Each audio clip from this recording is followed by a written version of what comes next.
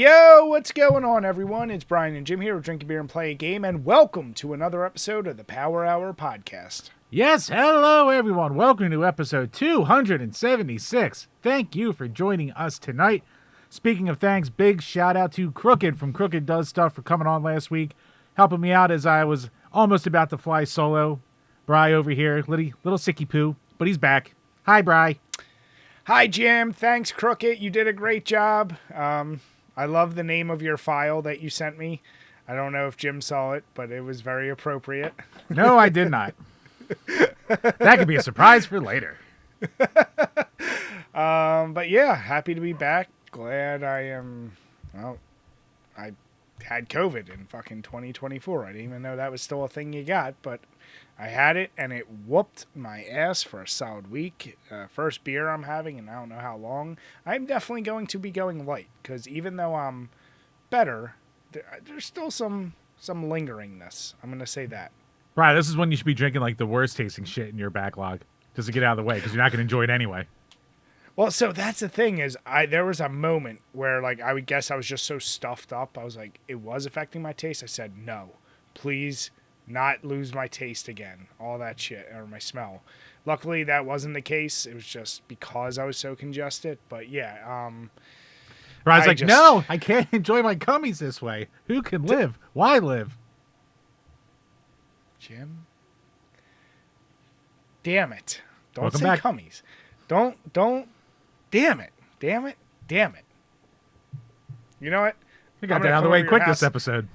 I'm going to come over to your house, and I'm going to do the South Park use your toothbrush. And then you'll be like, huh, why do I feel sick? Yeah, whatever. You son of a bitch. Well, good job on the episode. Thank you once again, Crooked. We are recording on the September 30th, so the episode actually just went live today. But, Chambers, obviously I listened to what you've been up to, but first, what are you drinking today? Are you still going through your bullshit backlog of Coors and random party beers? I was doing that over the weekend. So tonight I am something new, something I've never had before, donated to the show a couple weeks ago now from our good buddy Gamer Astral. So, Bri, we are dipping our toes into some of New Mexico's goodness. Coming to us from Santa Fe, this is the Starter Fluid High Octane Hazy Double IPA. Comes in at 9.5% alcohol. Good old India Pale Ale. And who's this by? The Santa Fe Brewing Company. Nice and simple. So it's got the old Woody Woodpeckerish look on there. And yeah, when they say this is a hazy, I mean, it's a hazy in every sense of the word. It's actually more yellow than most hazies I've seen, because almost every yellow tries to go, or hazy goes for that like orangey citrus, where this is probably doing a bit more of like a lemony-ish citrus from what I can tell. It's definitely like, it's got that hazy bite, but it's not overbearing at all. And yeah, you can feel it. You can feel it in the old chesticles going down the old throat there, because that 9.5, she will be a kicking. But Oh, son of a bitch. Starter Fluid is a juicy, hazy IPA that's here to help you shake and bake your way to victory. Just pop one open, pour it in your mouth tank, and get ready to start celebrating. Because in New Mexico, customized beats stock any day, and this stuff was formulated for winning. Okay. Doesn't really give me much to work off of here. Ah, damn it, Jim. All right, well, I am sticking with the season. Actually, still have leftover pumpkin chip from last year, but I'm going with a good old staple, mother-sucking goddamn camera. Didn't have this issue. I'm going with the good old Southern Tier Warlock, and this is another staple for us. Pumpkin always gets all the attention, but the Warlock's actually really solid. It's their Imperial Pumpkin Stout, 8.6%. No fancy writing. Jim, it was Best by 6/30/24, so I am only 3 months behind its Not Best bad. By date. So yeah, I've always, it's funny. Pumpkin has that real like punch you in the face pumpkin flavor, and it's very like out there. This one is way more subtle, and it's actually like it's just tastes like a stout with just that hint of pumpkin flavor. So for those of you who are stout likers or maybe don't love an abundance of that pumpkin flavoring, this is probably a better option for you. And I feel like it doesn't get talked about enough. Right, I was going to say, is growing up realizing that Warlock is the better pumpkin by them? Pumpkin's almost like a gimmick. Pumpkin, yeah. It's kind of... It tastes like pumpkin candy. It's good. It's yummy. Don't get me wrong. But is it almost too much? It's... You know what, Jim? That is a... Maybe that is part of growing up. When you realize it's like when you have a favorite band and you realize the deep cuts are where it's at versus the one that's most popular of the band you like. So, yeah, I think I do prefer Warlock overall, but there's something comforting about that pumpkin, right? Like at some point during Halloween, you're like, I need, just like nobody I feel like truly goes out of their way to buy candy corn. But if you see some once a year, you go, all right, let me have some. You pop it in, you go, okay, I like it. It's fine. And then you're done with it. Bri, you're supposed to meme about how terrible it is and no one likes it and it's garbage and it's disgusting. Everyone that says they hate it, I don't doubt you may hate sugar, but the best meme I saw was actually today, and it was, how has it been this many years everyone shits on candy corn and everyone gives no smoke to circus peanuts and they're disgusting asses. I like those circus are peanuts. The worst. God damn it, Jim. Bri, I'm fat. I like it all. Shove it all down my tummy. Then you should have a better palate to know what's good. Oh, it's like barely congealed together chalk. It's perfect. Oh God, it's so bad. It's like, you know what? I can take Peeps over circus peanuts, and I'm not a Peeps fan. Like Peeps are another one. It's like Easter time, fine. I'll try one, and I always go, why'd I even have this? Like, I know I'm not going to enjoy it, but circus peanuts, fuck out of here. It's like those nondescript hard candies that everyone's grandparents had at some point, where you're like, oh, the red one. I love the strawberry hard candy. Love them. The strawberry is the only one. I'm talking about the ones that came in the clear wrappers that didn't even have design. They were just straight up just random hard candies. Oh, what, like a Werther's Original, but like cheaper? Yeah, basically. They were just, you're like, why? Just why? But yeah, Warlock, that's the way to go. You've had this one before, right? I'm sure you have. Oh, yeah. Yeah, I've had Warlock. Yeah. Yeah. No, it's good stuff. No, it's pretty damn good. So yeah, I'm trying to I'm gonna try my best this season to finish off all my pumpkin beers from last season. And I've only bought one or two other pumpkin beers that are brand new that I've seen, so I'll save them for a future episode. Nice. Yeah, I gotta get rid of this backlog. I know the Mad Elves I'm not touching until Christmas time, so I have a little bit of a wait for those, and those are probably at least a year old at this point. But I got it. Like, I have 4 rushes left. I got to kill those rushes off. And then I have just like a smorgasbord of just random beers that I just pushed to the back of my beer fridge and then went, oh yeah, I still have these. Jim, here's what we need to do. And I know we can't actually put the video up because it'll get pulled down. But I think in an effort to have you finish off those beers, you pick your favorite Rush song and you put all 4 beers in like a beer bong and you have to finish it before the song's done. Oh, God. So I hope you pick a long song. 2112 it is. Can you still finish 4 beers, though, in that time? It's like a 23-minute song, so I think I can do it. I don't know, Jim. We've timed you before. You are a slow drinker. Right, I'm a slow drinker. I'm a slower chugger, too. It's impressive, you know? You would have think all the years of practice, you would have been good by now. Look, Bryce, some of us are like you, used to, opening up your throat and letting it slide down. Some of us, we just don't have that. So we all have our talents. What are you talking about? What are you talking about? Like eating wings? What are we talking about? Yeah, Bryce, wings. Sex work is real work, Jim. Right. What am I going to sit here and be a swerve? Huh? The new term I just learned this week? I don't know what that is. God damn it. I didn't want to Sex learn worker exclusive radical feminist, Bry. We are back. Nita Sarkeesian discourse was back, and there is a new acronym. Jesus Christ. No, I reject it. Nope. Not going to ever say it. Never. Bri, the wonderful things you learn on the internet. God, every day's a blessing, Bri. Well, Jim, before we move on to what we're playing, we learned something terrible on the internet yesterday. That's good old Chris Christopherson passed away, so let's raise a beer to him. I hope you've all watched Blade. And, yeah. Legendary actor, legendary hater of Toby Keith. My God. Really a Renaissance man. Oh, my God, he fucking despised Toby Keith. You know what's funny is like so for those of you out there, me, Jim, and some of our other college buddies always used to. I think we just like saying Chris Christopherson, and especially when he was in Blade. Like me and Beautiful my buddy name. Matt love that movie. I don't think I've ever actually heard any of his music. I have not. Yeah, so maybe he was good. Either way, he had a hell of a career. I mean, he was born in. He was up there in age. He was in his 80s, yeah. 1936. So, phew. Yeah, I didn't realize he was in the original Star is Born and all these other movies and like Payback, Planet of the Apes. Like I looked up his IMDb. I was like, oh shit, he was in all these other things. And here I'm like, he'll always be Whistler to me. Yeah, right. Tragic day for the Philly sports community. 2 legends, 2 gone in one day. Fucking Dikembe Mutombo and Pete Rose. Rest in peace. Dude, Mutombo, that's so like, he wasn't that old, right? 58. That's it? Brain cancer. It'll get you. Fuck. Yeah, that's awful.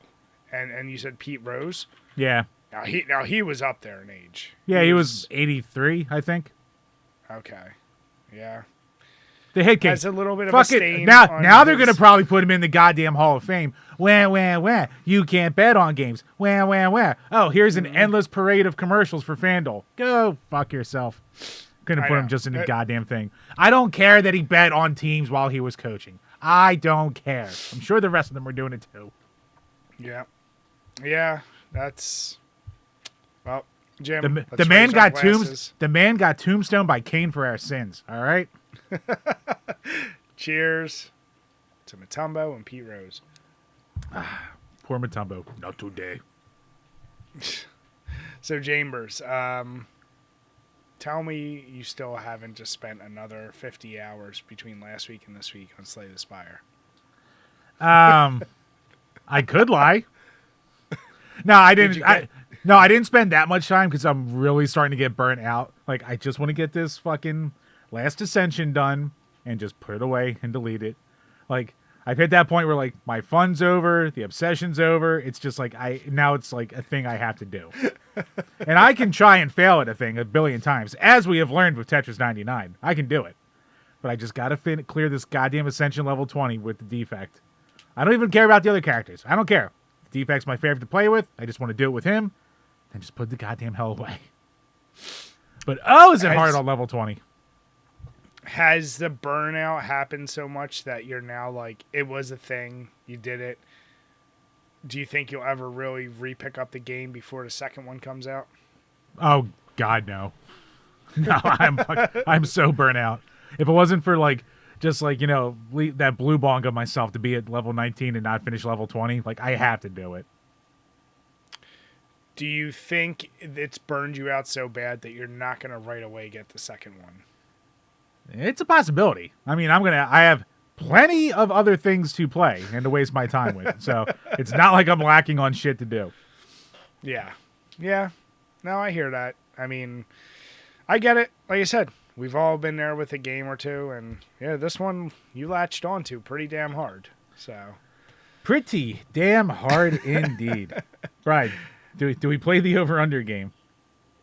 For how many hours? Yeah. Well, you were at...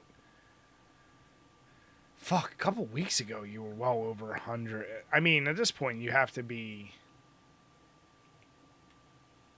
250, 300? 183. I have slowed down. That's it. Yeah. Okay. Yeah, because you hit that 100 mark pretty quick. Dude, I hit that 150 mark pretty quick. The question is, if you combined your Switch with your phone... It's over 200 then. Okay. I was going to say, at this point, do you even really fuck with the Switch version, or is it just really your phone? No.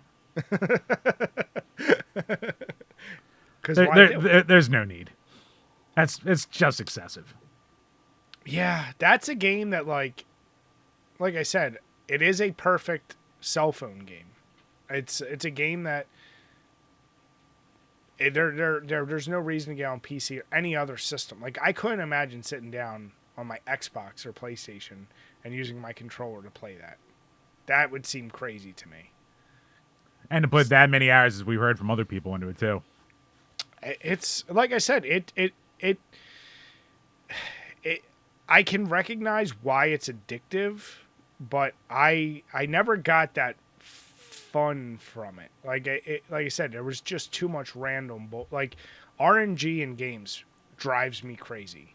And it's one of those things where it's like I can accept it to a degree, but when it's that heavy RNG, I'm like, nah. So I dumped a lot of hours that first week I got it. Like I think immediately I probably had like 15 hours, 20 hours.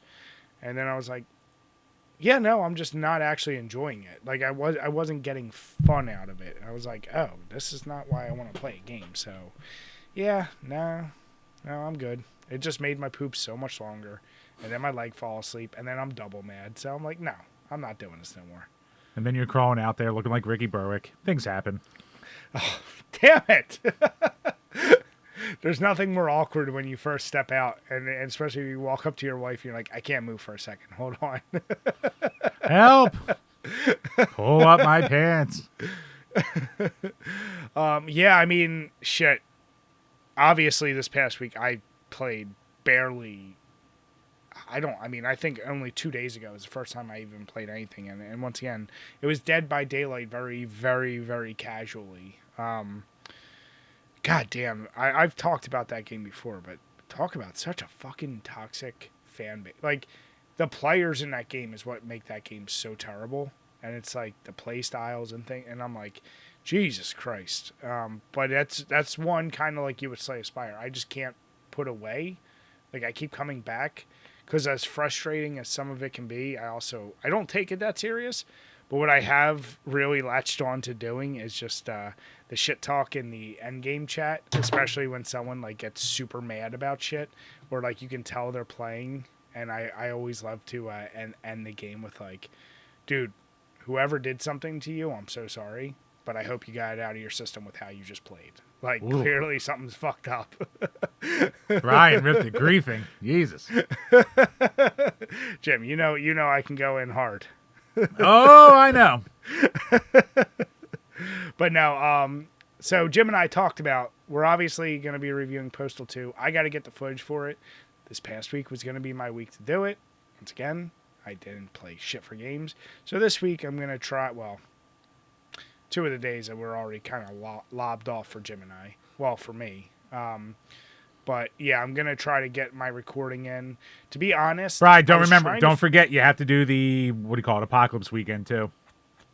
So what I'm actually trying to consider doing is even like, I might honestly just, because I can't, I'm so mad. I have so many hard drives, but I think that was some of the game footage I decided to sacrifice back in the day. I'm like, I'll never need this one again.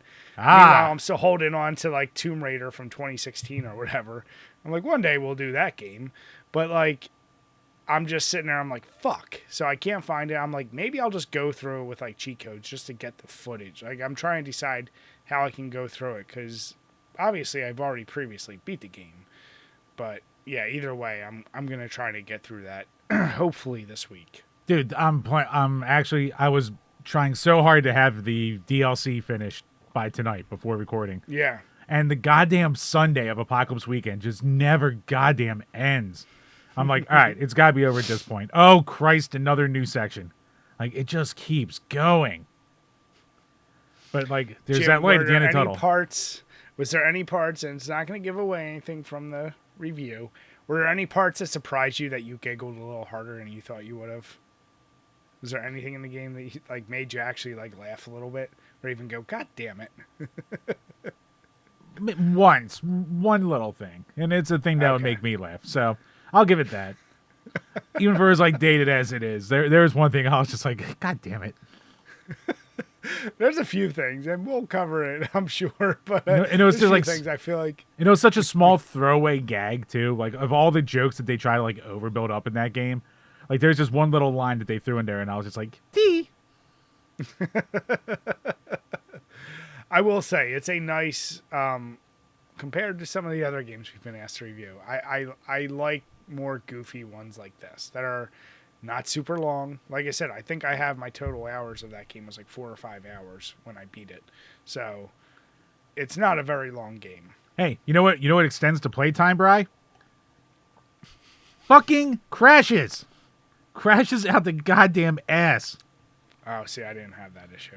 I didn't like the main game. It happened maybe like twice tops, and I was like, all right, a random crash. I can live with that. The fucking DLC. Oh my god, it crashes all the goddamn time.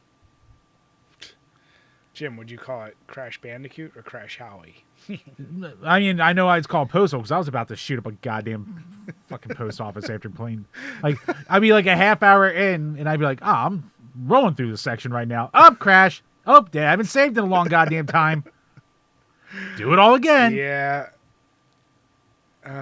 Jim, I said our generation came from the over saving, so that's your fault. That's I know. That's what I just do. Like, oh, got through a room, save. Just not even because it's hard, just in case it fucking crashes. Ugh, it sucks. Yeah. So yeah, I can't wait to get that review out. But it's funny. I'm like you. Like I now have a couple on my laundry list of games I want to get to now. It's getting that first urge. I don't know if you have this too.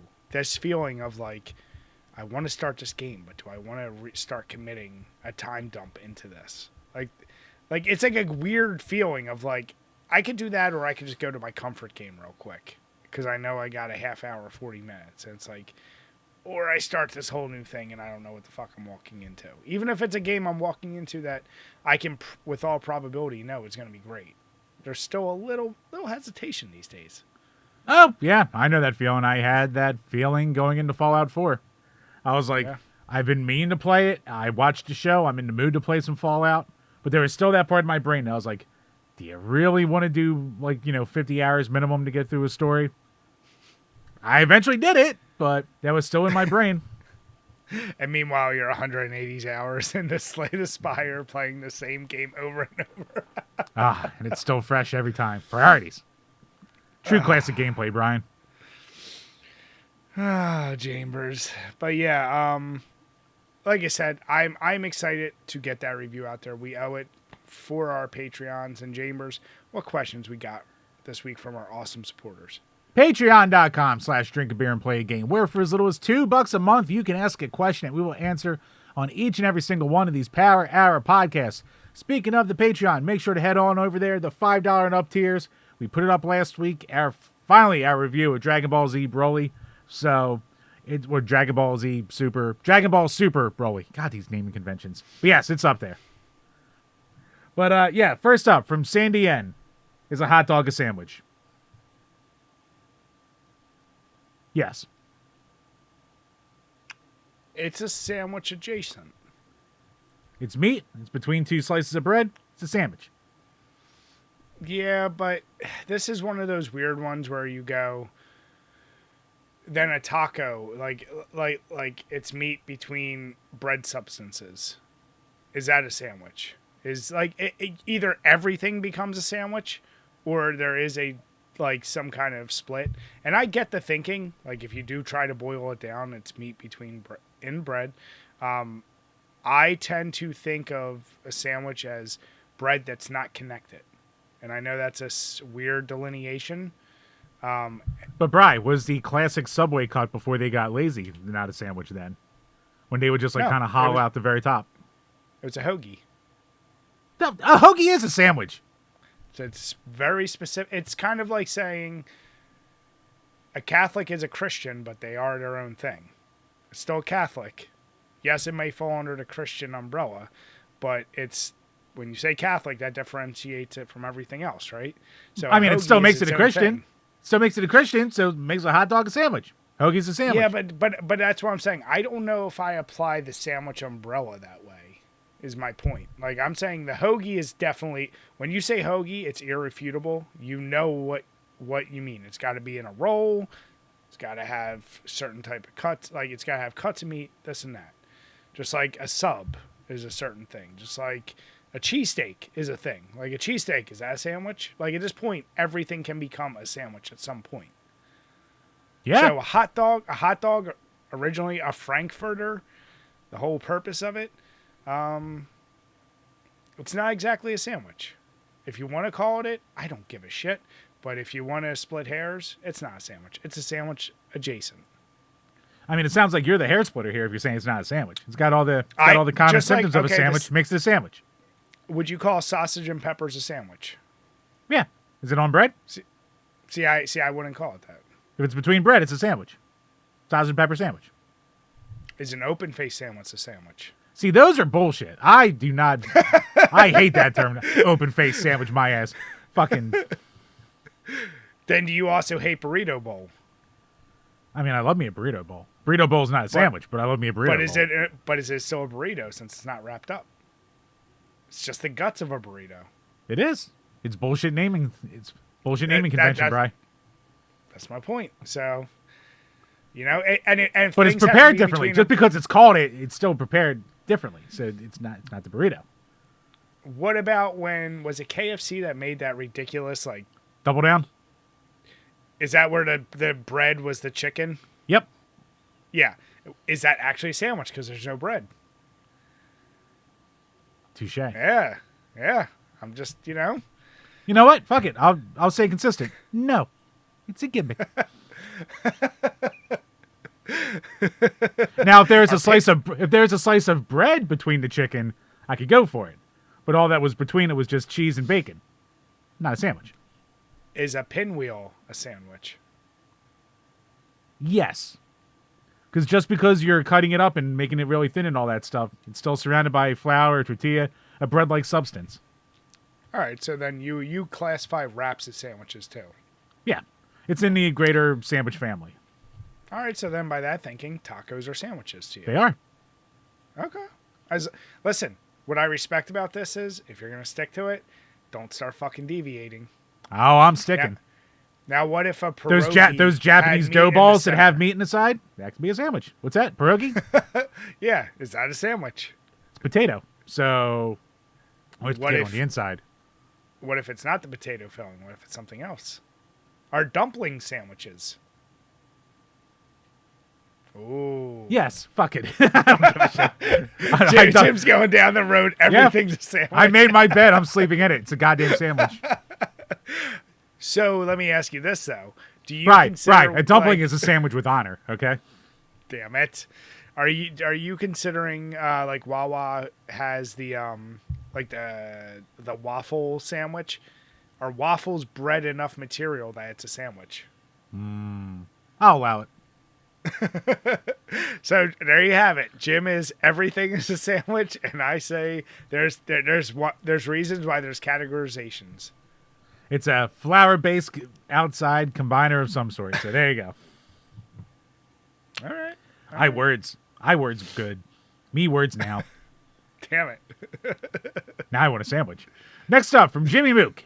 Would you rather play the video game console you dislike the most and its library exclusively as your only form of gaming, or become a lifetime Cowboys fan? Also, no loopholes or getting out of it by saying you'll just quit that thing. You have to choose one. Brian. Thank you, Mook. Bullshit. That's how you can tell he listens. That's how you can goddamn tell. All right. So first of all, obviously, even though it was one of the worst games I've seen in a while, I'm still repping my Eagles gear.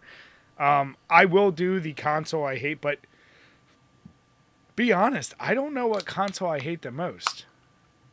Do you think it's only consoles we've actually played? No, we can keep it interesting. Okay, well, here's the thing. Like I don't know. Like obviously, I think some of the worst console I've played is your fucking 3DO. CDI, Brad. Get it right. Or CDI. But my experiences have been limited to like the 3 games we've played on it there. the fucking sex game, the Link's Adventure, and Hotel Mario. So, Classics all. I mean, it would really suck. I hope that console has more. How many games do you think that console has in total? Maybe 300 if I'm being extremely generous. Ugh. Do I want to do that for the rest of my life, or become a, or what's the question? Become Or be a Cowboys fan. Does Yep. it mean? Do you think I have to be a Cowboys Lifetime fan? Cowboys fan. Actually, do I have to actually watch, or do I just have to say I'm a Cowboys fan? I don't know. I think you have to just be a Cowboys fan. So I think you actually have to be a Cowboys fan and suffer through Cowboys fandom. Fuck. But do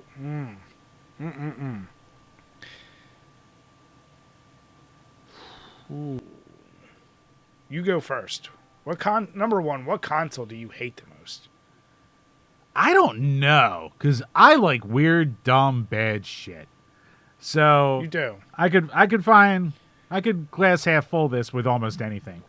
Yeah, but here's the deal. You can't give some bullshit answer of a console has a plethora of great games. Like, you got to pick something that is terrible. And Maybe I'll just like, say Virtual Boy, because I didn't enjoy the little bit of time I spent with that.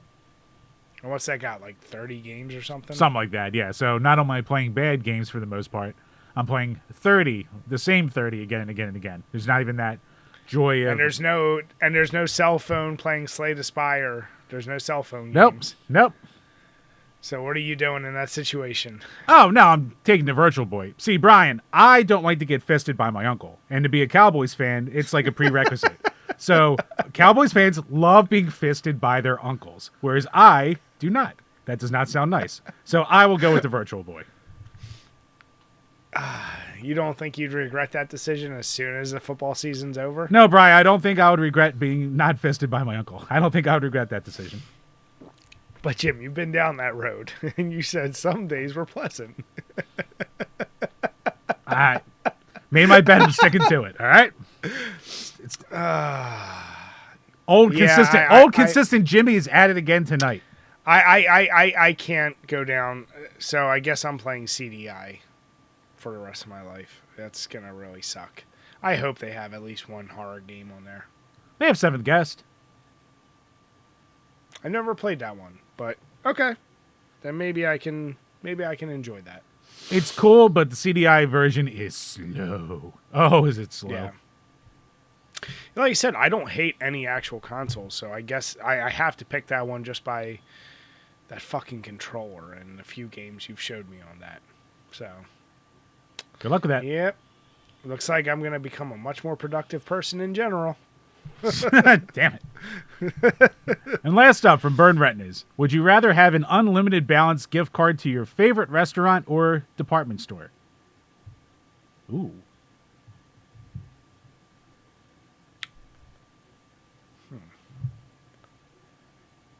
I'd probably go department store just for variety. Even my favorite restaurant, I wouldn't go to probably more than once a week. So I feel like I could get more out of a department store in the long term. Yeah, I mean, yeah, I'll go department store. Yeah, you gotta go department store. Variety alone, sheer amount of just shit you can have, just endless shit that you can enjoy. Now I love me. I'm a foodie. I love me some food. I'm a big old fatty fat. But eventually, Damn it. Eventually, I'd want something else. Yeah, if he threw in like unlimited funds for maybe all fast foods, then you'd be sparking my interest a little bit. But for just one restaurant, yeah, it wouldn't be enough for me to department store. It's just too much variety. Like, you could get games, movies, you could get lots of shit. So yeah, of course, I would go that route. I mean, if you're a Cowboys fan, you can get the lube for your fistings. Just anything you can need for the goddamn at the department store. It's a gift that keeps on giving. Jim, I feel like the Eagles could have used some lube this past weekend. Oh, could they ever? They could have used a goddamn cold compress, too. Whew, that was a hot one. Is there any hope? Is there any hope No, this season? no, we fucking suck. Is there going to be a random turnaround? Like, something's going to click? Unless we fire Sirianni and Jalen remembers how to not throw interceptions, I don't see it. Of all the teams, I was not expecting. Like, that was. Falling off a cliff. Goddamn. That was rough. What parody this year? The goddamn Redskins are the good team, or Commanders, whatever their dumb name is now. But, oh my God. What dire straits when Washington's the best team in the fucking division. My daughter at the end of the third was like, "Can I put something else on?" And I was like, "Yes, you can." You know what? Yes, you can. I think Daddy's been angry enough now. Daddy, you haven't talked in a half hour and you just keep drinking. That's the worst part. I couldn't even fucking drink. I'm just like sitting there sober watching this. I'm like, this is awful.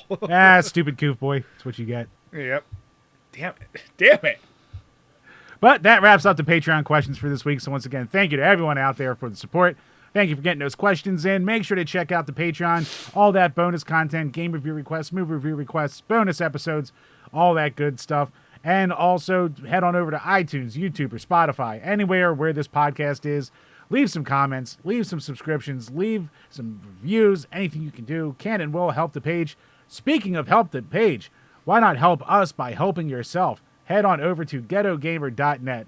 Go use the link below. Our direct link is in the description of any platform. Use code DBPG at checkout. Get 20% off your first order for a plethora of great deals on NES and Super NES games.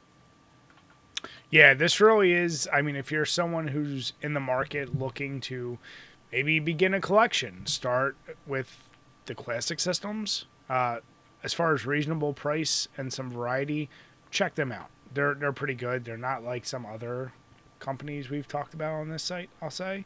So yeah, check out Ghetto Gamer. He's a great guy. Had him on our podcast, and you'd be supporting him and the show. So make sure you check that out. The link is below. Once again, use DBPG as your promo code. Thank you, guys. Yep, damn right. So Chambers, we just talked about how rough it's been as an Eagles fan. But in one of my favorite polls I've seen, there's a list made from sportshandle.com with NFL fans who drink the most. And were you shocked at this list a little bit? A little bit. I have to say, I was shocked. I mean, obviously, it's the caveat that it's ranking drinks per game. So that always throws a little monkey wrench in there. But yeah, I have to say, I was surprised with the results. Now, they did a volunteer study of 2,100 people above the age of 21, obviously. And it was like 60% men, 30% women, and, then whatever variables in there. And yeah, they did it in 2021, and this is what they came up with. First place, Brian, the Cincinnati Bengals. I mean, Bengals fans, I know are legit fans. But they average 5.2 drinks per game. Average spend is $43. Which means that their beers aren't that bad, like price-wise. They're not expensive at all. Because, I mean, we'll get to Philly, but like I know when I've gone to games, I spend that much on like just some drinks, popcorn, and a pretzel for me and myself. Like it's insane. So dude, yeah, that's not bad. One beer is going to be at an Eagles game is going to be at least $16. That's what I'm saying. So yeah. So if I'm paying $7, yeah, bring it on. So here's the deal.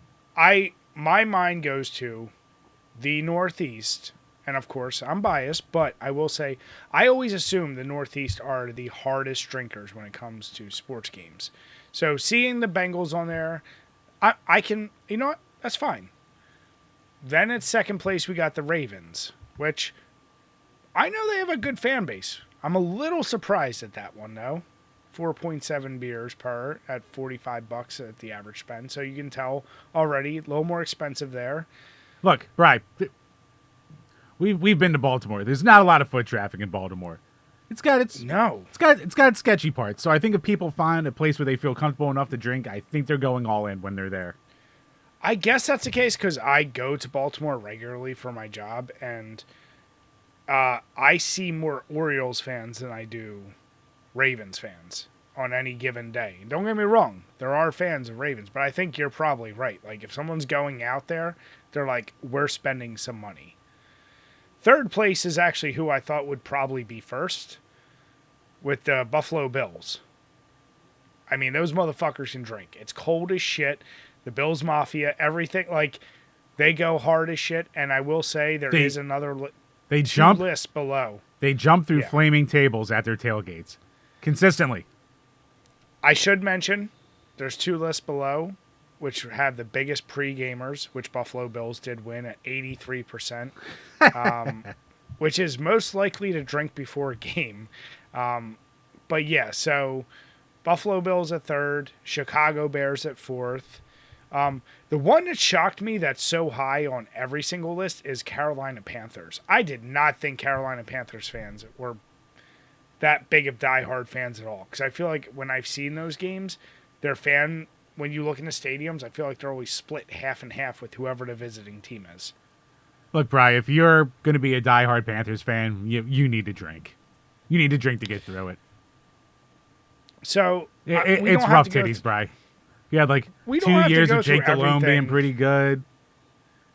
Yeah, it's tough, but I'm just saying, like, I'm just there's something that was shocking about seeing them at 5th. And as a Philadelphia Eagles fan, the fact that we came in 26th goddamn place, and the fact that we're not even in the top 5 for pre-gamers, which you ever go to an Eagles I'm calling pregame, bullshit on that pregame. They just didn't interview enough Eagles fans at that point. That's what I'm saying for this one. We literally have a complex built for the sole purpose of corralling everyone into one area in the city, so you're not destroying the rest of the fucking town. We have a complex. All of our stadiums are there, except for now because the Sixers are assholes. But we just have a place. We can all go and congregate and be drunk idiots together. Yeah. You don't walk through there. I have seen people get their Mets jerseys ripped off of their backs walking through the concourse. And that's Phillies fans. They're tame compared to Eagles fans. So I got to call bullshit on this on these questionnaires. Well, that's what's crazy because, yeah, if you go pregame there, number one, if you need me and my son, my wife got me for Father's Day preseason tickets. I took my son. We still got there 2 hours early, and I still had to park in lot M or N, which is very far from the stadium, and that was a Phillies stadium. Like Jim said, all the stadiums are like there, and so people park in stadiums not only for the actual stadium itself, but for Phillies, for Flyers. Like, there's so much parking, and I don't care where you walk, there's tailgate shit going on everywhere. So if that really is the case, if we're not even in the top 5, now Bills, I probably believe they may go harder than us. But I can't believe Atlanta or Carolina pre-game's harder than Philly. The Arizona Cardinals, come on. Come on. So the fact that, once again, Philly fan, now here's the deal. They say Philly, it's 3.4 beers average at $37. Which I'm like, is it a cheapness thing? Because I also see everyone I'm near, tons of beers, sometimes multiple beers. So, like I said, I don't know. I question the validity of this list. Right, we drink in the parking lot so we don't have to spend $15 a beer at the game, all right? We still do it, but just so we do less. Yeah. The rest of the list, it's interesting. The only other interesting thing I found was, man, you look at LA Rams fans at 9th at 4.3 beers are at $55. And then, I mean, that's pretty expensive. The Chicago's pretty high too. At 4.5 beers are at $58. So that price gouge, whoo, baby. Goddamn Thought Cops showing out some money for their beers. Jesus. Fuck, I didn't even notice. Las Vegas Raiders, 3.6 beers, $51. My God. They got to pay for that stupid globe. And that was pre-globe. Jesus. Oh, it must be worse now. Yeah. That fancy new stadium, cost pretty penny. So yeah, let's see what the cheapest beer is. I see San Fran. Well, that's 2.6 beers at $30. Kansas City Chiefs 3.5 beers at $32. Okay, I mean, interesting. All right. Let's move on, So, Bri. Jim, Don't do your research now, Bri. Do it before the show. No. I'm just saying. So the only other interesting thing in here is the biggest lightweight drinkers, and they have Carolina Panthers at first with that one. Which, how do you? My favorite is most likely to miss some or all the game due to drinking. I'm like, how do you even rank that? Because it's them, then Buffalo Bills, and Cincinnati Bengals. But then it's also Seahawks, and Seahawks are listed as fucking 28th in drinking, which means they really are just fucking lightweights. Everyone else probably just drinks themselves into oblivion. So I'm like, that doesn't make sense. We're rainy and sad. Meh. We're Seattle. Meh. Jim, the real question I have for you are they as sad as fans of Assassin's Creed Shadows being delayed? Right. I'm sure the hardcore Assassin's Creed fan base is crestfallen and heartbroken. What will they do without another Assassin's Creed game? There's so few to fall back on, Brian. You mean all 1,000 fans at this point? Yeah, really. So yeah, this came out. When did this come out? September 25th. That's a little bit old. 5 days old. Wow, it's only 5 days ago. Jesus Christ. 5 days on the internet feels like a lifetime anymore. But yes, they put an official statement out on their Twitter or X, the Everything app page, where they said, Assassin's Creed Shadows is a dream project for us, finally bringing the series to feudal Japan with many features developed with our community in mind, such as parkour or the renewed stealth, brought to you by new technology, all set in a beautiful and immersive world. Blah-de-blah-de-blah-de-blah. We're ambitious. We have some refining to do. We're delaying it until February 14th, 2025. It will release on a broad range of platforms, including Steam. Pre-orders will be refunded, and all future pre-orders will be granted the first expansion for free. Yeah, it can come across as disappointing news, blah, blah, blah, blah, blah. Rest assured, we're looking forward to the moment that you will embark on a memorable adventure with Noe, how do you say your name, and Yasuke. Until then, we thank you for your ongoing support. So that was put out there by Mark Alexis Cote on behalf of all teams working on Assassin's Creed Origins or Shadows, whatever, whichever one it's called. I mean, that first line where I heard this is a dream project for us, I just immediately went bullshit because how is working on yet another Assassin's Creed any kind of dream project at this point, regardless of where the hell you're playing it or putting it? Like, it's the same goddamn game. It's just in a different coat of paint now. Like, come on with your dream project thing. Yeah. What I found interesting Ubisoft, the French studio, really excited to do a Japanese setting now. Like, come on. So the comments, as you can suspect, had a wide range. So I put them into categories. The first was the amount of people saying Ghost of Yotei, like, is the reason for this, which is the follow-up to Ghost of Tsushima. The fuck, yeah. So I'm like, Then it's just a bunch of people like, yeah, it's about time you don't like shell out some shit that's not developed or ready yet. And then there's everyone that just speculates like, yeah, this whole game is cursed and you need to make some changes to the character. Right? Won't go broke, right? Don't go broke. I mean, that's the three major categories. Nobody really seemed to be in between those. Right. Ubi woke going, you be broke. Fucking wrecked them. I mean, it was, yeah, it's, do yourselves a favor. You know what? Just click the link from the tweet and scroll through the comments if you wanna laugh or just be entertained. I'll say that. Jim, it's so, god damn it. I scrolled pretty far down earlier. As I'm scrolling and you just said go woke, go broke, there's a line on here that someone wrote, go woke, go broke. Black violence towards Asians is real, not a myth. Like, god damn it. Wow. Throwing them all in there at once.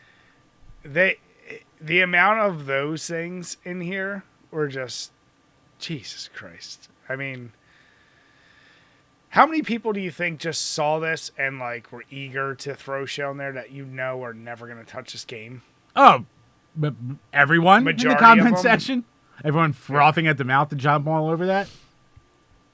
Like I said, hate on the game because it's the 15th Assassin. I don't even know how many Assassin's Creed.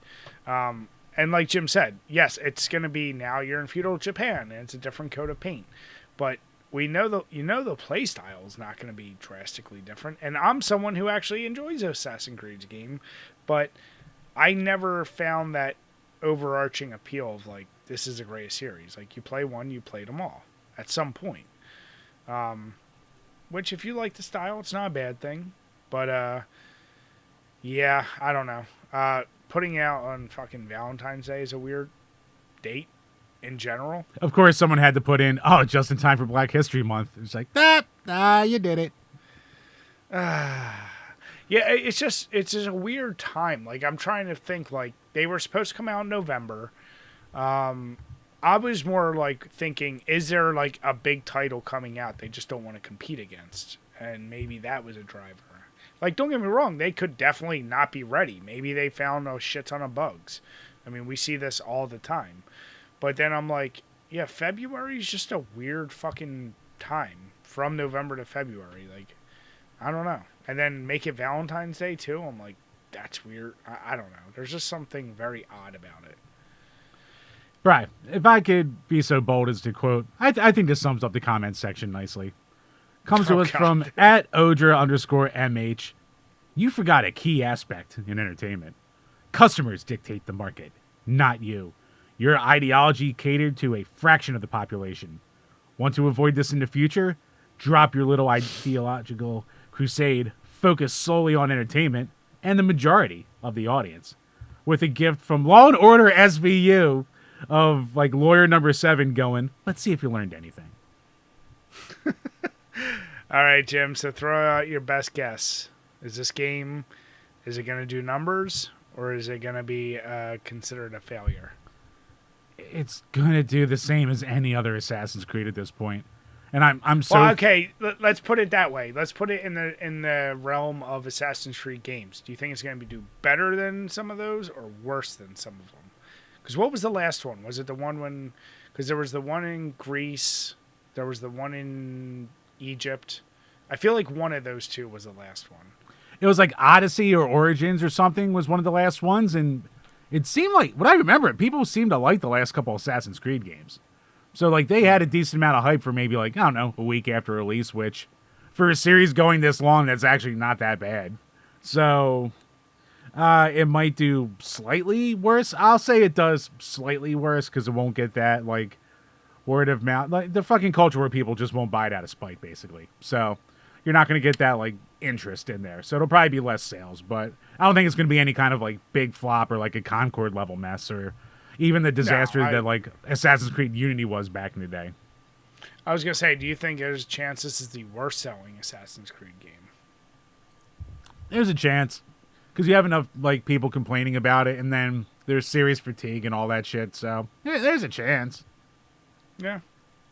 Oh well. I mean, we'll see. We'll obviously follow it either way, but this game, yeah, from its inception, I feel like it's been catching shit, and to now delay it, regardless of reasons why you're delaying it, delays never result in better sales. We know that for sure. Yeah, it normally doesn't help. Yeah. But hey, I mean, God knows what they're going back to fix because it seems like they should have the engine down at this point. So I don't know. Remains to be seen. Yeah. So Chambers, speaking of games that just want to keep repeating themselves, let's talk Horizon Forbidden West, Zero Dawn, and they're trying to have their new live service game, Horizon Online. Might be a little ways off, Chambers. Cursed series. Absolutely cursed series. First one comes out, same time as Breath of the Wild, everyone forgets it in a week. Second one comes out, same time as Elden Ring, everyone forgets it in a week. And now they're going with the old live service model, which everyone just loves, and everyone's asking for in their single-player games. That's never ruined anything recently. And Yeah. What is that getting delayed to, Brian? I know it's getting quite the delay. Yeah, I mean, Isn't it like 2025? So yeah, they're launching. Yeah. Fucking the company was apparently Sony's saying that it was reviving 12 live service PlayStation games it had in the works. Launching only 6 of them will be by the end of financial year 2025. Then they were like working on a Last of Us game. Bungie's Marathon coming out as a live service, which is pissing people off. I mean, I played the original Marathons and I was like, that does not need to be a live service game. Like that should have been a budget game. But so this is slated for a late release. Won't be anytime soon. And yeah, it's a series. Its 2 newest releases are a Lego game and a live service game. Wow. I mean, you and Crooked talked about this, but like, here's the deal, and you just said it.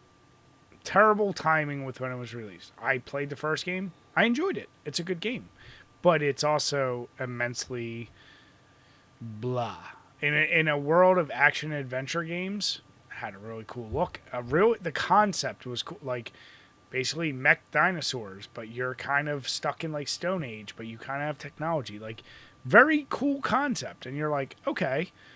But once again, especially from Sony, like how many action adventure games can you play where you're like, yeah, but I feel like I've done all this, even with a really cool concept. The second game I never played, but I feel like it came and went.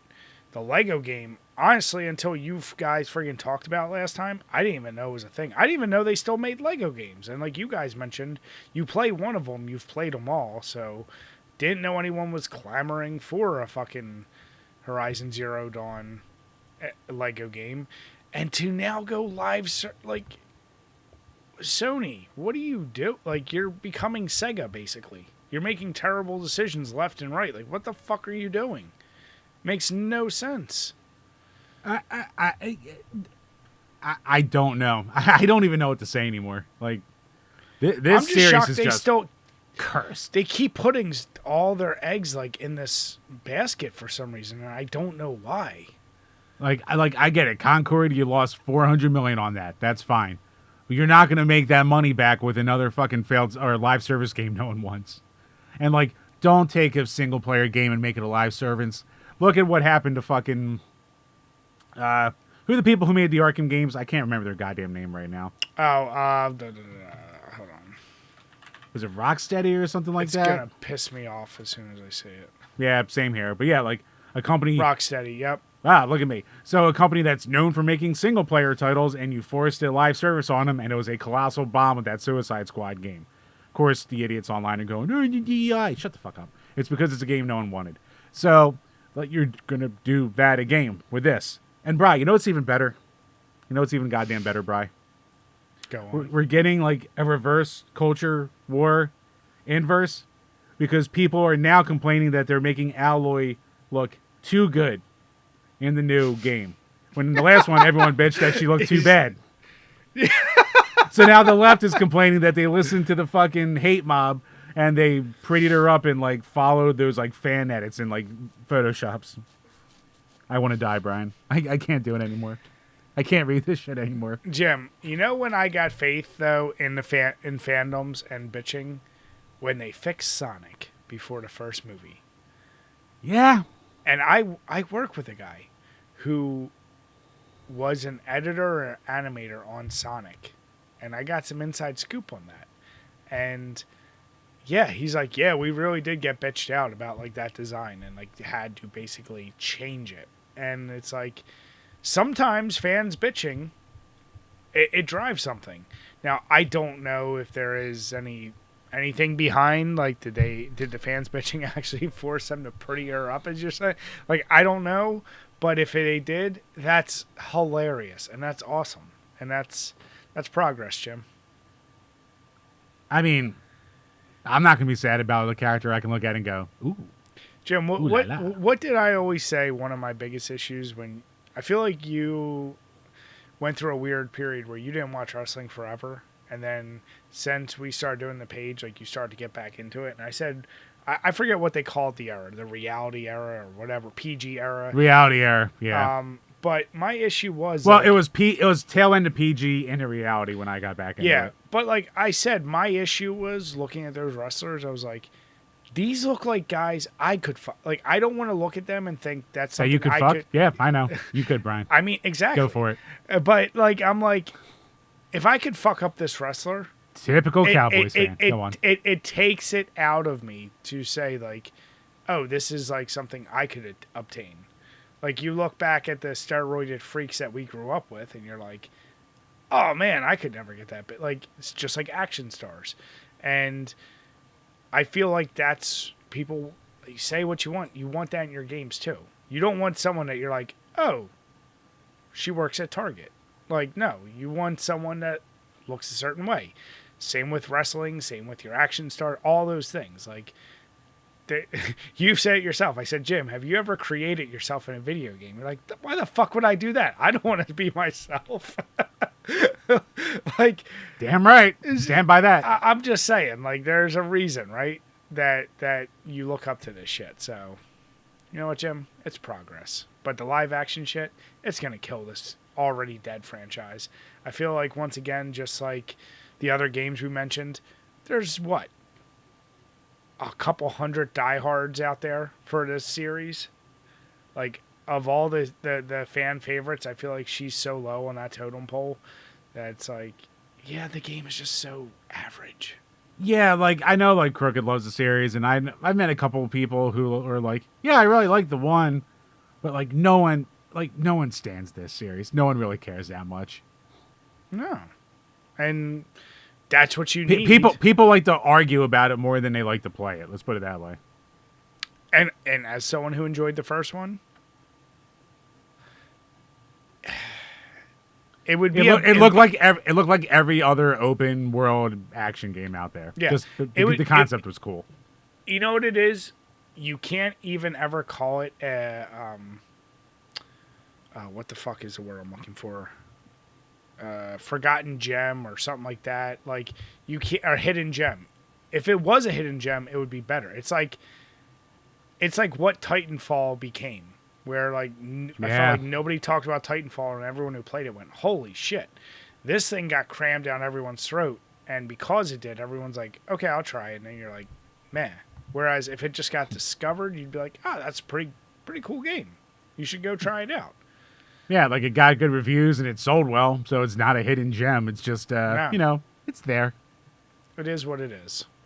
So it is a series that existed in its day. Jim, is that kind of like light gun games back in the day with CRTs? I mean, in a way, yeah. Only those don't exist anymore because of technology. Or do they? Because Time Crisis might be coming back to modern TVs thanks to a plug-and-play AI-powered light gun. So we've talked about this a couple times before with like different companies trying to come up with like workarounds for, because the technology for light gun games back in the day was it would put a momentary flash on the screen and it would see if your sensor's hitting where the flash target is. And you can't do that with the, LCD, OLEDs, flat screen TVs, all that bullshit, different technology. So I know like Hyperkin for a little while was trying to make a light gun, but like I never heard anything about it after the fact. And anything else out there was just like kind of a play on like the PlayStation Move or Kinect and stuff like that. Not a true light gun experience. So there is a new... it was stuck on the PlayStation 1 as a ports of it go, stuck on the GunCon 1. But it looks like it's about to change as Dashin Electronics has announced the Game, G-A-I-M-E, a plug-and-play device that comes preloaded with Time Crisis and utilizes AI-powered light gun that is compatible with modern-day flat-screen TVs.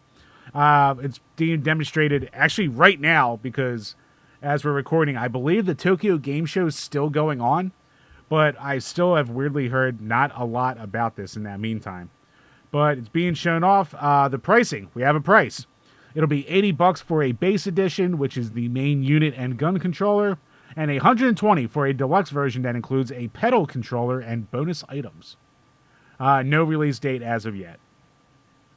And it is interesting. It's based on the System 22 arcade version, not the PS1 port. Because I have the PS1 port, and I have the actual gun for the PS1, and I still have my old CRTV. That was one of my favorite finds at a Goodwill, of course. Yeah, this AI-powered piece is what's very interesting. Because I don't know, I don't understand what makes it AI-powered. Like, I read the description, and I'm like, okay, but like, how is it AI? Like, the way I view AI powered is like some kind of software that's required within something to continually learn and adapt and yada, yada, yada. If they actually have it in there, that's pretty crazy because they said it will basically continuously adapt and your accuracy will be like, it should fix it. If it does this strengthen the argument for using AI in things? Like, it's AI used for good. Yeah, that's my point. Like,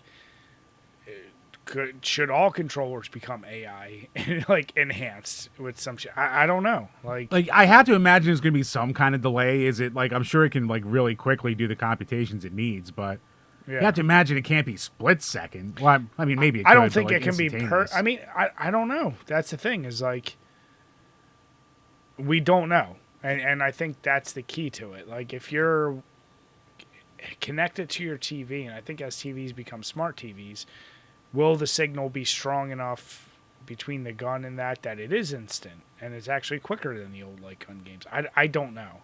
But it does spark my interest at that price point. I'd wait for it to be half off, and I think I would actually give it. This is something, of all the weird shit we've ever covered, this is one I would actually go out of my way to try because I love Time Crisis. Yeah, I mean, it's definitely got my interest. Like, up until this point, the only thing from AI that I've liked is, like, I don't know, like making Oscar the Grouch have sex with Taylor Swift. So if you can find other actual good uses for it, I'm all for it.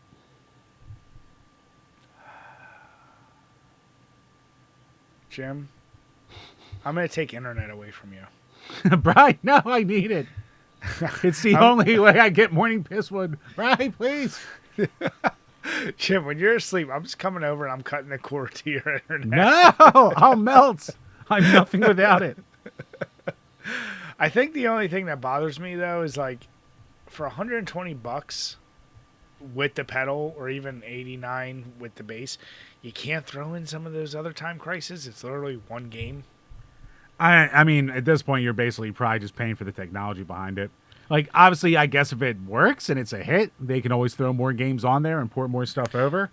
I mean, it does say pre-installed. That's my guess. Is they'll probably be like, oh, okay, here's more. But yeah, that's what I'm saying. Like, I know that just seems like a high price point for me. Yeah, it's a little pricey, but it's brand new tech too. So that's a point where I kind of go, I get it. I can see it. Yeah.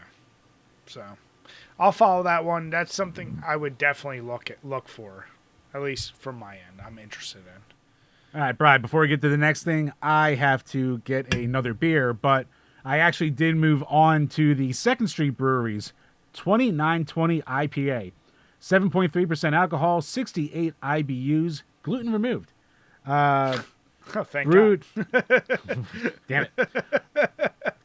Brewed at 6,675 feet above sea level, 2920 IPA is a crisp, dank, aromatic experience riding on a clean citrusy base and 9 variety of hops, which are a Cascade, Columbus, Sycamore, Citra, Chinook, Mosaic, German Magnum, Centennial, and El Dorado. And it is definitely a much clearer, more translucent beer. Had more of lacing with the head than the hazy IPA had. Even though most hazies, I think, like, don't have a shitload of head or that doesn't stick around more. You actually do get that more of, like, general IPAs. It's good. It's kind of, like, it's a very solid all-around IPA. I think after having a 9%er and then moving to a 7.3, it doesn't, like, you know, kick as hard. Because I'm drinking it, I'm just like, this just tastes like a smooth IPA to me right now. But it's very, very good. So if you're in New Mexico or have a way to get this, and if you like IPAs, you're not going to go wrong with this one. Yeah. And Jim, before we go grab more beers, I did see some on the internet. I know we're going to get to a question about for me on the internet, but I saw it posed around, and I got to ask you, would you prefer an e-girl or an I-lady? The hell's an I-lady? You're the internet guy. I thought you would know this shit. I have never heard of an iLady until right now. Well, pick between an e-girl or an iLady. I'll go with the e-girl. Oh, you would. That insinuates something. What's it insinuate, Bri? I mean, just the verbiage of the ages of the girls, Jim. Look, ego's the term has been around forever. That's been around since fucking. What the fuck? I forget what the hell her goddamn name was. She was that like first like e-girl that like got really big back in like the MySpace era with like the eyeshadow and all that bull crap back in the scene days. I can't remember now. It's just a term that's been around forever. So. So you won't go with the iLady, huh? I mean, is that supposed to be internet lady, basically? I don't know. Just means I laid these nuts on your mouth.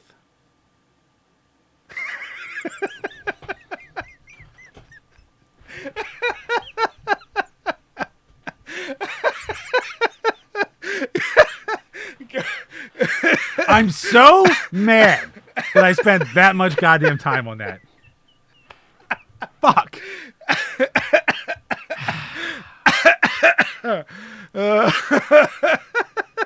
You're gonna have to do the Ralph Wiggum slow motion when it just realized what was going on in my face.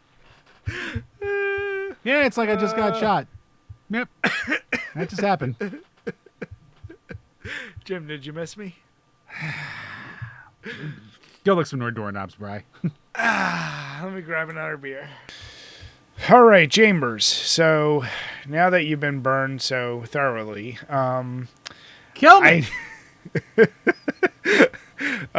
You're gonna have to help me with this next one. I've read this multiple times. I watched the video, but it's a tweet from Otaku Nerd, and it is a nerd to the nerd nth degree level complaining to Square Enix. And what is the complaint here, Jim? Just explain to me. You give it to me in terms I'll understand.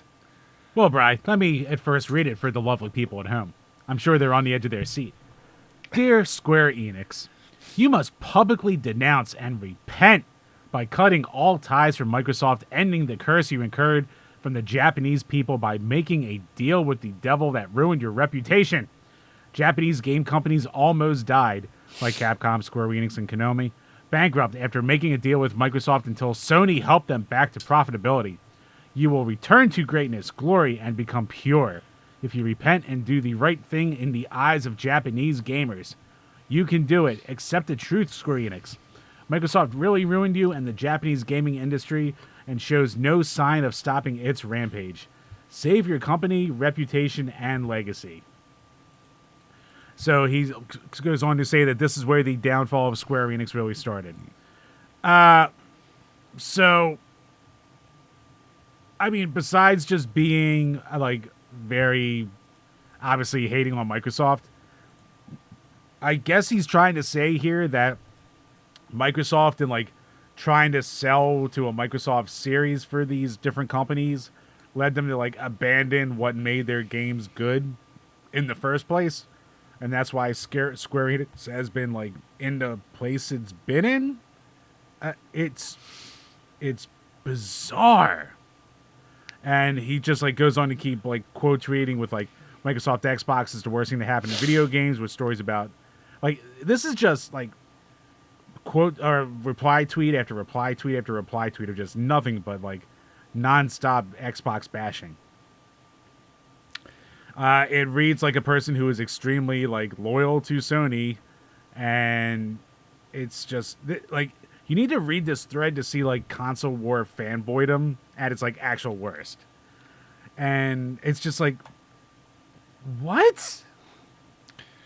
Like, one, Square Enix was kind of starting to make games that people weren't loving well before their stuff showed up on a Microsoft system. Both companies were better before they even joined together. Like, there's a ton of people who said both Square and Enix were both better when they were separate companies. This is just like the most bizarre word salad of like fanboydom I've seen in a long goddamn time. I hope this guy's on someone's list to be watched, is all I'm going to say. Like,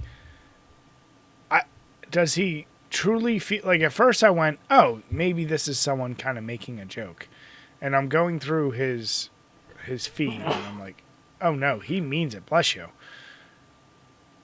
I'm like, he really means it, and I'm like, oh,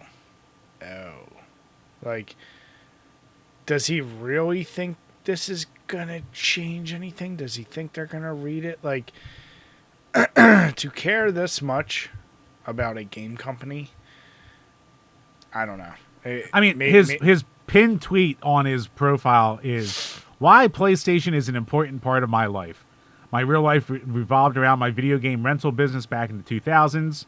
So that's, at least 15 years ago. Weird. Consoles literally put food on my family's table and gave me a good life. My PlayStations kept hundreds of gamers happy in local gatherings and gaming sessions with their families and friends in my shop. They didn't want to play any other brand aside from PlayStation, so I brought more for rent. My gaming business introduced lots of kids to video games and kept them from choosing drugs and a life of crime. Right. This man and Sony. Heroes. I'm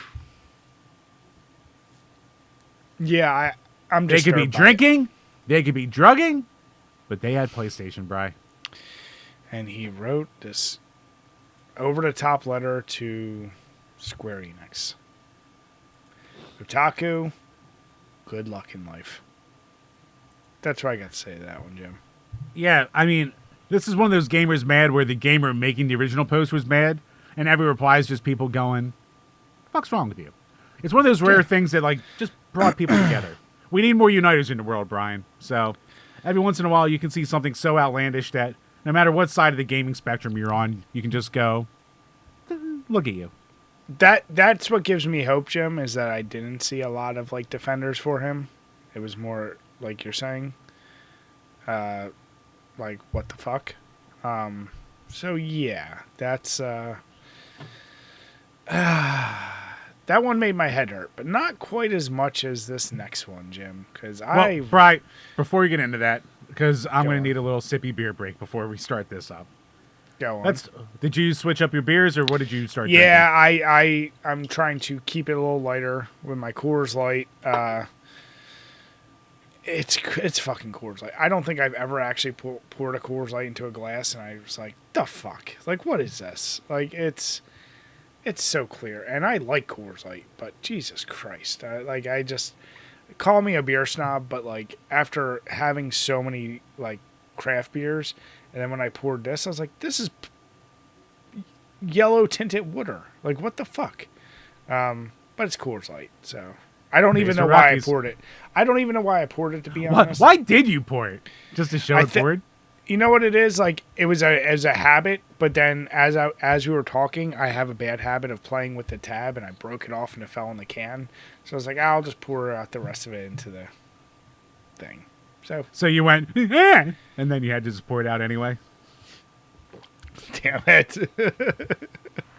I'll take that as a yes. Yes.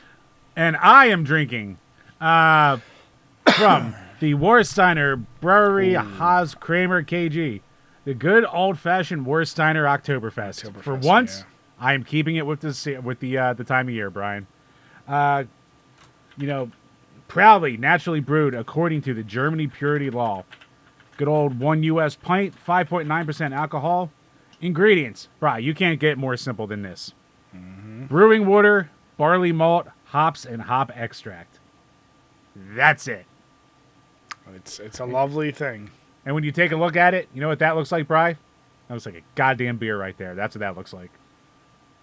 That is a very enjoyable beer.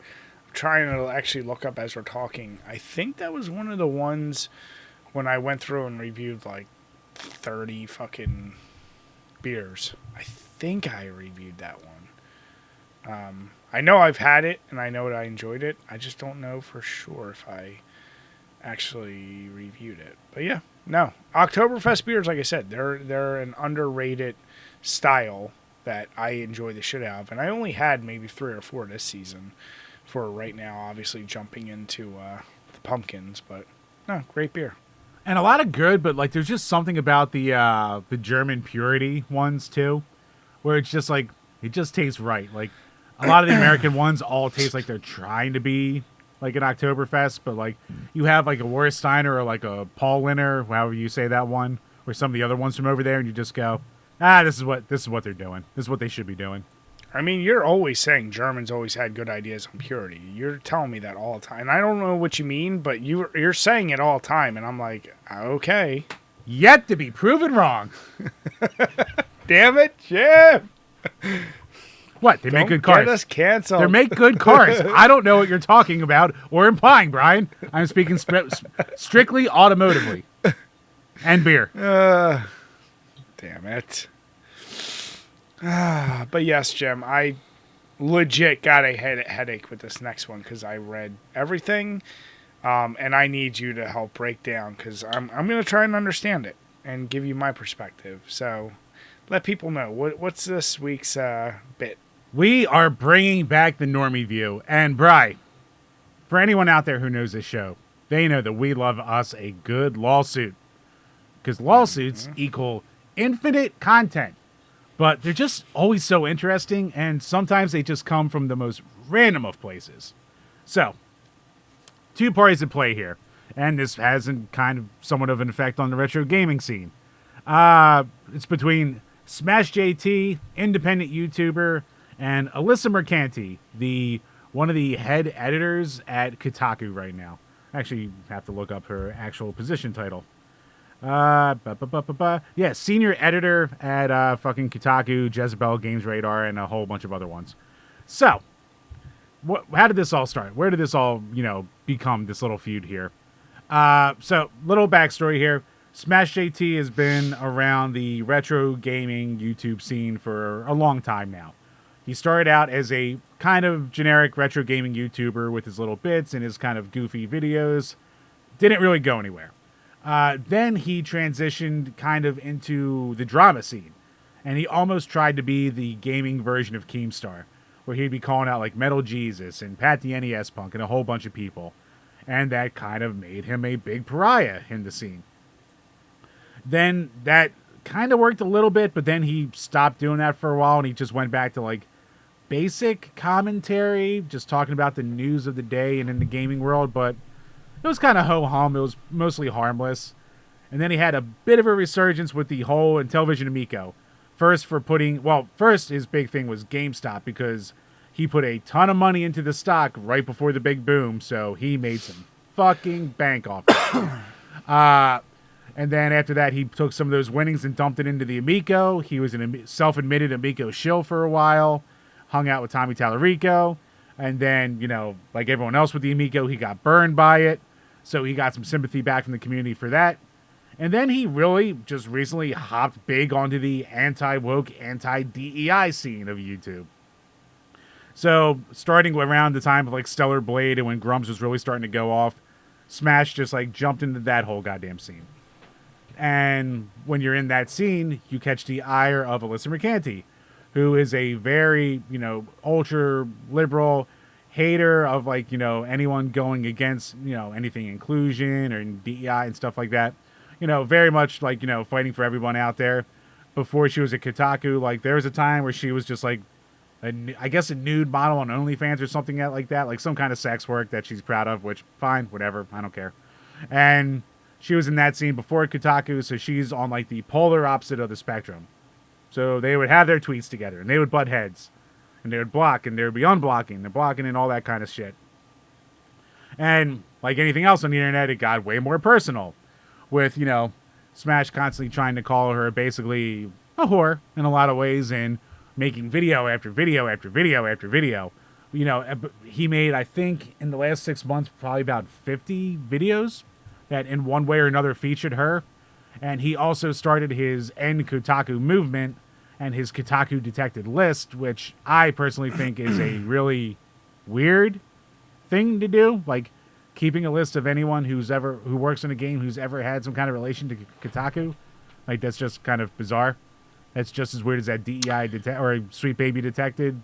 So, whatever. So he's doing all that shit. So if you're attacking Kotaku and saying, I want Kotaku to get shut down, of course, the senior editor of Kotaku is going to take umbrage with that and fucking clap back.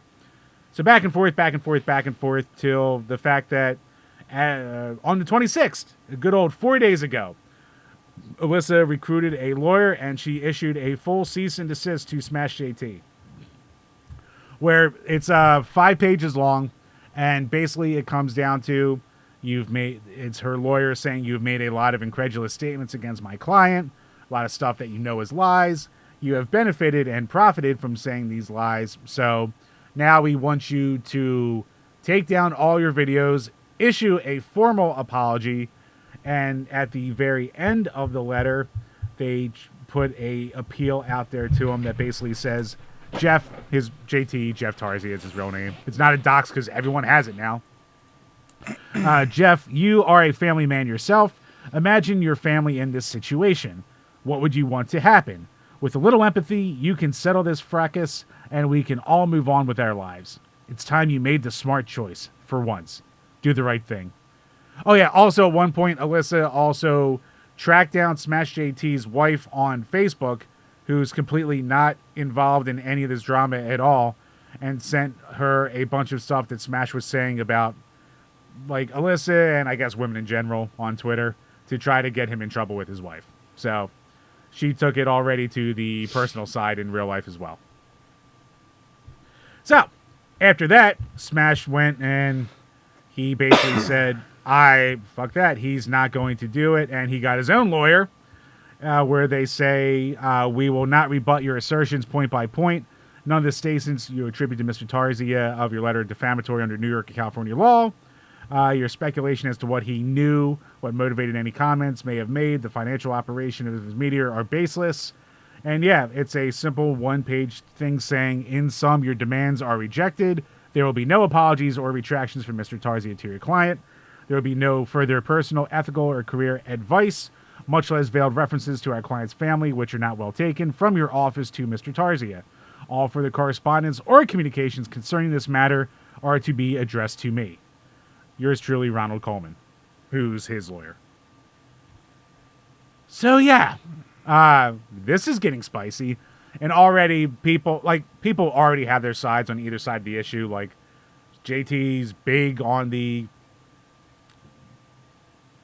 side of the anti-DEI movement, anti-woke bullshit, calling out woke, all that bull crap, sucking up the grums and tagging him in like every goddamn other tweet.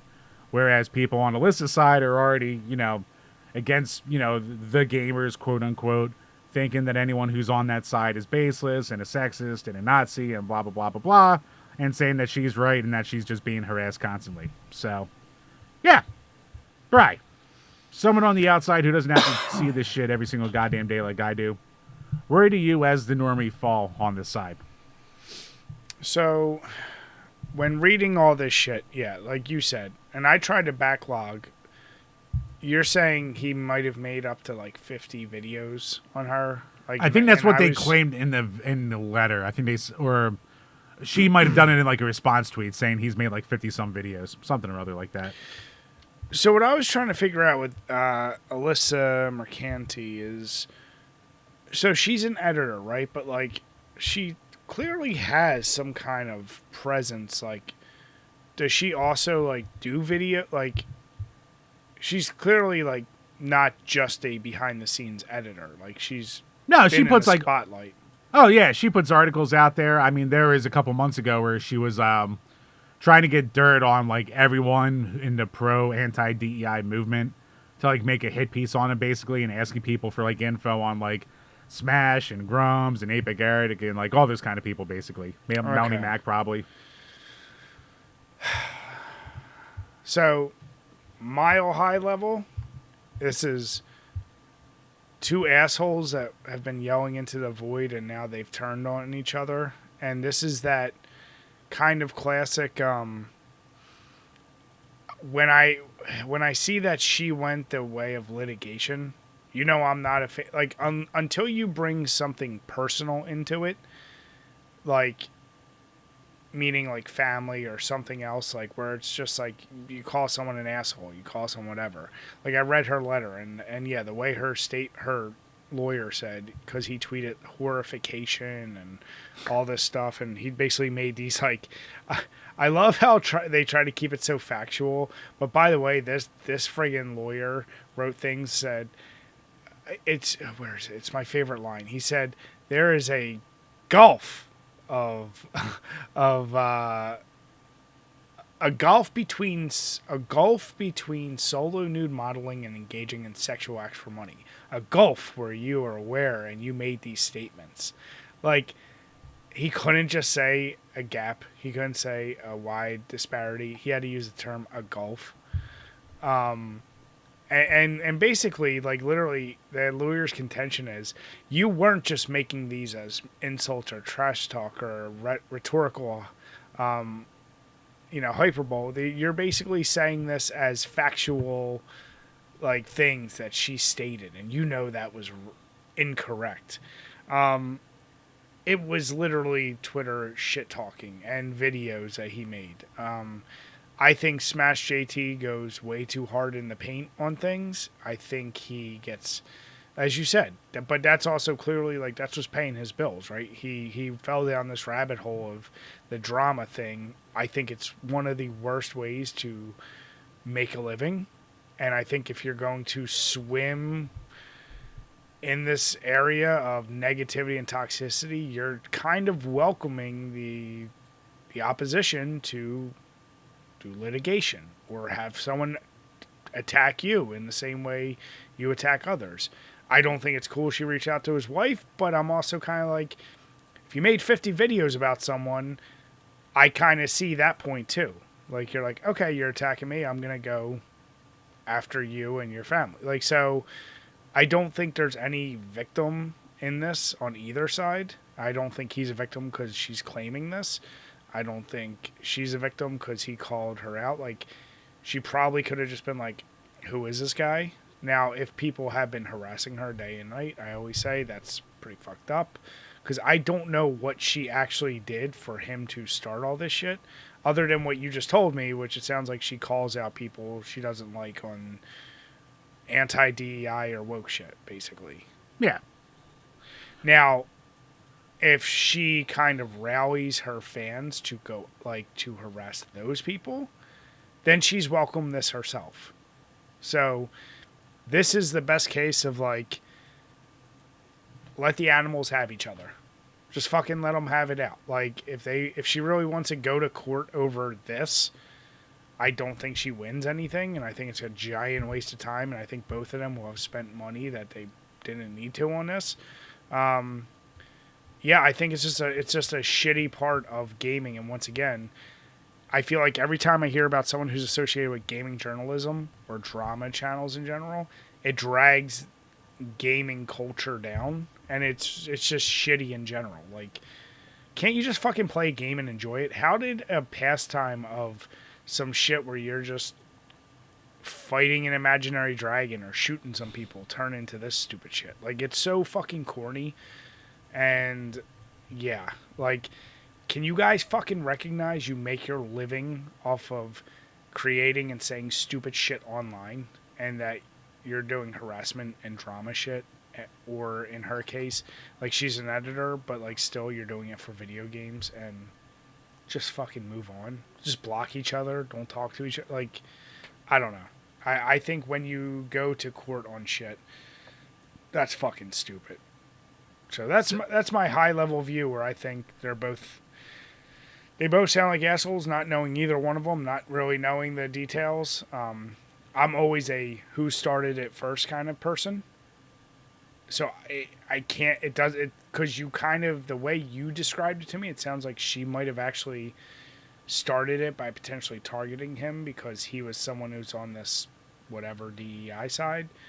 But it sounds like he could have also just started making videos on her, and then it caught her attention. So I don't know who actually did that first spark. I could be wrong, but if I remember correctly, I think Smash started going in on her because she was going in on Grums. Because, Smash was, like, I mean, kind of, no disrespect, obviously, but he was kind of a nobody in the grand scheme of things. And when, like, Grums was, like, the big name and shit like that, like, was the real firebrand of everything. But, like, he just kept, like, hopping into her mentions, hopping into her quote tweets and all that shit. So I think that's how he got on her radar. So there's other little foibles in this here too, because like Smash has already started to GoFundMe to recoup his retainer for his lawyer. It was for $2,500. He's already gone past that, but we know how these GoFundMe's go in this culture war shit. So I'm sure people will just throw their money behind him to fight this good fight, as they like to say. And yeah, we actually have a update as of 24 minutes ago from Alyssa Mercante saying that I was hopeful that Jeff Tarzia would take my letter as an opportunity to be more mature, but in the absence of his good sense, I will be pursuing legal remedies and have given my team permission to pursue those. So, Bri, we got us a new lawsuit to file, baby! Woo! We are back! Okay, not being a lawyer, and we have some fans who are lawyers, here's the deal. And I read the letters. I know the basis and the claim that her lawyer is making, but like at the end of the day, wouldn't all this shit be First Amendment? It's not. You can say it's not nice unless he specifically said go after her, like targeted harassment or whatever. If he's just like calling her out as whatever, like being a sex worker or whatever he said that she's saying is not factually true, isn't that kind of the definition of First Amendment? I don't know. Not a lawyer, as I'm saying. It just is all so fucking dumb. Like, and what is she going to win out of it? Like, she's going to make him take down the videos? Okay, but it's already out there. And when I typed in her name on YouTube, I don't even know if she has a YouTube, but aside from Smash, there's about 1,000 videos now of people kind of all doing the same thing he's doing. Oh, yeah. So I'm like, well, I don't know. Is she doing that to send a fire signal to everyone who does this kind of thing? I don't know. Yeah, and I mean, back to your point with the First Amendment. Again, I'm not a law. I don't know what is legal and what isn't when it comes to this, you know. You're not a law? I'm not a law, bro. I am the law. Law. But I do remember a famous internet court case basically over hurt feelings from about 7 years ago. God damn it, like, why do all these normie views always come back to fucking Dick Masterson? But when he got sued by Maddox for $20 million, essentially for hurt feelings and for shit talk. And Maddox lost that court case with prejudice, which meant he could never refile it, basically. And he, like, brought, basically all of his evidence was basically just tweets. Kind of like what we're seeing here with this Alyssa Mercante thing, so... Like, there's almost a precedent out there for, like, you just can't sue someone for shit-talking you on Twitter. But then again, it always comes down to, like, the vitriol and maybe the level of it. So this will be, again, very interesting to see how this goes. Like, I think suing, like for one, it started as a cease and desist, which, like, you know, that's not a lawsuit. That's not, like, a thing. It's just like a, hey, you better stop. I think, like, if she did, you know what? Here's the thing. I think if she did a general cease and desist, which was just like, stop talking about me or I'll sue you, that's in a way better than stop talking about me and I want an apology. Because once you throw that apology part in there, then it's like, oh, I want to win and to take you down too. Which, hey, is in her right, but it also makes it look like she doesn't want to move on. She just wants to, you know, poke the fire and keep winning too. That's what my opinion is on that. Again, I don't think, like, Jeff is a victim of this in any way whatsoever. Like, he threw his hat in the fire, and that's how he got his internet fame. So, he got what he wanted out of it, and he's going to keep getting it through the course of this lawsuit. But it's just like, I don't know. Like, there could have been a more mature side, too, that just went, just stop fucking talking to me or I sue you. And just let sleeping dogs lie at that point, too. What? Okay, so if she wins a litigation... and she forces him to take it down, like, in the long term, does she think it's a win? Like, is the money worth it for that? Like, unless this is somehow hurting her financially, like, I think what you said is right. I think at the end of the day, this kind of gets thrown out because from what I saw, in his video, like, he kind of went point by point and was like, your lawyer's claiming you've never talked about being a sex worker, but here's a tweet where you literally talk about being a sex worker. Like, so I'm like... I mean, that tweet where she went, like, they're like, how'd you get your job? She went, I sucked a lot of dicks. It's like, all right, that's, like, kind of obviously a joke, but, like, whatever. But then to that point. But it's out there, and this is what the case you're making, No. and they could put that there. So you're right. No, that's my point. So, and he could make the same argument. If she made a joke about that, then him saying it was a joke about a joke. Yeah. So it's no longer libelous or whatever the hell their basis of it. Like, he's like, I saw that tweet. You can't, it's always a problem with text and writing is you can't portray sarcasm correctly. You know, you can infer it, but it doesn't mean shit. When it's written, it's a different story. So, yeah, I think this is just stupid. I think on her side, you're probably going to not win the case. So what will this do to her? Like, what does she gain out of it? And even if she wins, like I said, what is really the settlement? That he takes down the videos? Like, and maybe they try to do emotional damage and there is some payment, but, like, I don't know. Like, it's weird. And is she doing it more to, once again, will it send that signal to all drama people? Now, I don't give two shits if drama shit goes away altogether, because as I said, I don't like that type of content. But yeah, it doesn't sound like she's a very pleasant person to begin with. So I'm also kind of like, yeah, I mean, she's been a shit talker before. Like, she's been on panels where she's like, you know, if you're, I forget what she said. She had some famous, like, kind of shit talking at, like, a panel at, like, PAX or something like that to, like, the gamers out there who talk shit to her. So it's not like she, like, isn't a firebrand herself. But, yeah, I'm on your side, too, where you're just like, yeah, I don't really root for anyone in this. I think you kind of both suck. And this is just going to be fun to watch from the sidelines and not take a side on. This is like when I see those fucking videos of pranksters that it's not even pranks anymore. It's like fucking with people or whatever. And they get fucked up, or like that one guy who got shot doing it. Like, I feel zero sympathy. Oh, like, no. Anytime stop fucking with people. No, anytime a prank YouTuber gets shot, that's a win for society, Brian. No, that's my point. The same way I'm like, don't ever play the victim if you're making your livelihood off of drama shit and you get called out on it.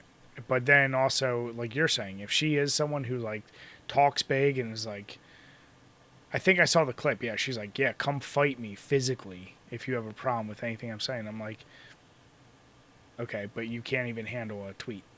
So what are we talking about here? Yeah. She ain't from the OC, Jim. God damn it. With the fucking OC, Bri. That's all I'm going to say. Am I wrong? Am I wrong? I mean, you're right. She's not from the OC, Bri. So that's all I'm going to say. So, yeah, from a normie view, both assholes. I don't think it goes anywhere. I mean, well, it sounds like, based on what you said on the latest tweet, it sounds like they may go to actual court. I just don't see that case going anywhere. And Smash, I mean, I know we got mutuals with him. It's just like, do you really want to be trudging along with this kind of content? Like, that can't be good for your soul. Like, at the end of the day, like, there's got to be something it's taking away from you, even if it's paying the bills. Like, well, I mean, it wasn't his job. Like, he's got a 9-to-5 and shit because, like, years ago when he was doing his more, like, blasé gaming content, he was actually trying to be a full-timer back then, and it didn't work out. So he's getting more pull now than he ever has before in the gaming sphere. And actually, he did a rebuttal to her tweet. He just screenshotted a post and said, "Take the L," with the claps. So, okay. I mean, look, when people act like this, can't we just publicly force them to just kiss? Like, just get it over with. It's flirting. Just fuck already. Just do it. just do it. Come on. This is grade school shit. Like, you're throwing your paper at the girl you like, you know. Yeah, this is what this is. It's the most advanced negging you've ever seen. Damn it, Jim. What? Don't you dare. What? But yeah, so well, that's where we're at. So, Brian, we might have us some free content on the horizon, and I'm all here for it. As long as it's not Zero Dawn, then we're good. Well, obviously, no one wants that shit. So, Chambers, how did that last beer treat you? Oh, actually, one more thing. Back to the lawsuit potentially.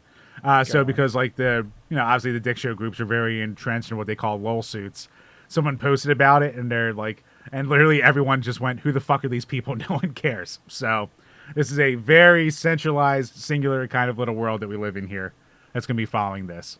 So at least for other versions of normies who aren't even remotely touching gaming YouTube, they all just go, "Yeah, I don't care. That's fucking stupid." Yeah. Yeah. No, But absolutely. yeah, this Oktoberfest, dude, this melted. Yeah. This evaporated. It's so goddamn smooth and good. Like, you know what? All the beers tonight were excellent. Like, apparently New Mexico has a banging beer scene because both of those beers were great. And they were both high alcohol, and they didn't taste high alcohol. They didn't drink high alcohol. And yeah, I mean, they were just fantastic.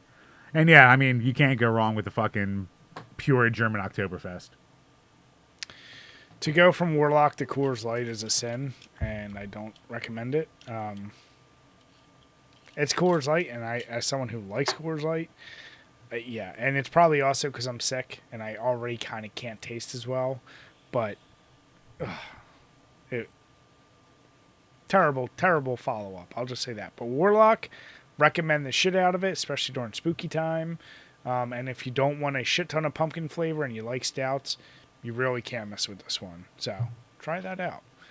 But with that, folks, we want to say thank you all so much for listening and for watching. If you're watching on YouTube, make sure you hit the notification bell and the subscribe button. Comment on our video. Let us know what you liked, what you didn't like. And if you're listening on iTunes or Spotify, leave us a 5-star rating, and anything you write in the review, we will read on each and every one of these Power Hour podcasts. With that, we want to say have a good night, everyone, and cheers. Cheers, everybody.